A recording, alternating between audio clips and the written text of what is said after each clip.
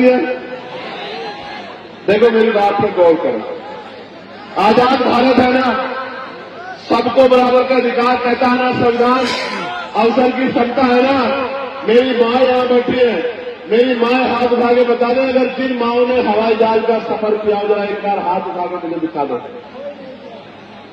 क्यों क्या मेरी माँ को हवाई जहाज का सफर करने के लिए अवसर नहीं मिलना चाहिए था? क्यों नहीं मिल रहा? आपको पता है ये हवाई जहाज, ये हेलीकॉप्टर, ये अमीरों के जेब का सामान है, गरीबों के जेब का नहीं। समय बदलेगा, समय बदलेगा। मेरी बात को याद रखना। जो आज तक ट्रेन के डब्बे में नहीं चढ़ी एसी वाले में, उस अपनी माँ को, बहन को हेलीकॉप्टर हवाई जहाज में बिठाने का, उसको सम्मान दिलाने का काम उनके बच्चे करेंगे। मेरी बात को याद रखना। लेकिन मैं पहली बार नौजवानों से कर रहा था, मैं नौजवानों से पूछना चाहता हूं, जब धीरे धीरे आरक्षण खत्म हो जाएगा, सरकारी नौकरियां खत्म हो जाएगी, तो आरक्षण स्वतः खत्म हो जाएगा, तो इस देश में जहां इतनी गैर बराबरी जाति धर्म के नाम पे, तो आप गरीबों को कुर्सी पे कौन बैठने देगा? इसलिए मैं पार्लियामेंट में बिल लेके आया कि निजी क्षेत्रों में आरक्षण व्यवस्था लागू होनी चाहिए। आप बताओ, होनी चाहिए नहीं होनी चाहिए? जोर से बताओ, होनी चाहिए नहीं होनी चाहिए? तो अगर आप मानते होनी चाहिए तो अब आप जनवरी के बाद तैयार हो जाना। हम लोग निजी क्षेत्रों में SC, ST, OBC के लोगों को आरक्षण मिले, इसके लिए हम लोग पूरे प्रदेश में यात्रा करने का काम करेंगे। तैयार होनी, तैयार हो बताओ। और सुनो, जितना बैकलॉग बाकी है उसको हम लोग भरवाने का काम करेंगे। मेरी बात को आप याद रखें।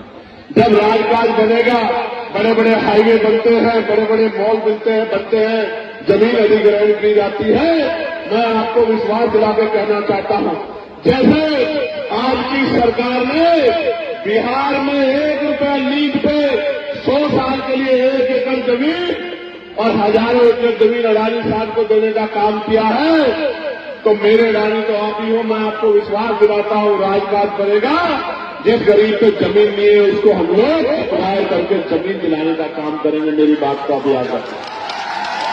यानी कि हर परिवार को रोजगार से जोड़ने का काम करेंगे। मैं तो पार्लियामेंट में आशा बहनों की वेतन वृद्धि, आंगनबाड़ी बहनों की वेतन वृद्धि, भोजन माताओं की वेतन वृद्धि, शिक्षा मित्रों की वेतन वृद्धि, अनुदेशकों की वेतन वृद्धि, PRT के जवानों की वेतन वृद्धि, होमगार्ड भाइयों की वेतन वृद्धि, पंचायत सहायकों की वेतन वृद्धि, चौकीदार भाइयों की वेतन वृद्धि, सबके लिए मैं पार्लियामेंट में आवाज उठाने का काम करता हूं।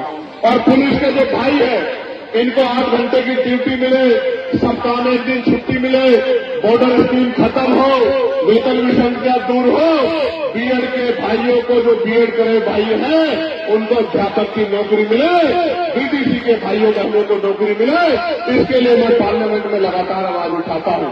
लेकिन जब हमारी संख्या कम है, जब मैं आवाज उठाता हूं तो वो सोचते हैं इस आवाज को दबा दिया जाए। कोई अधिकारी मुझे फोन करके कहता है कि आपकी संस्था छीन लेंगे। मैं उनसे यही कहता हूं हाथ जोड़ के कि वोट का अधिकार बाबा साहब ने दिया था और वोट देके इन लोगों ने पार्लियामेंट में भेजा है। वोट देके कामयाब बनाना या कमजोर करना वो इनके हाथ में है। इनको फैसला करना है कि ये क्या चाहते हैं। आप ये बताओ, आजाद समाज पार्टी को मजबूत होना चाहिए नहीं होना चाहिए? बताओ। आजाद समाज पार्टी की ताकत बननी चाहिए नहीं बननी चाहिए?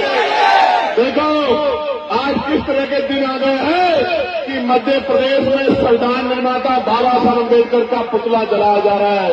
क्या ये तकलीफ दे है या नहीं, ये बताओ। क्या हमारे सीने में आग लगनी चाहिए नहीं लगनी चाहिए?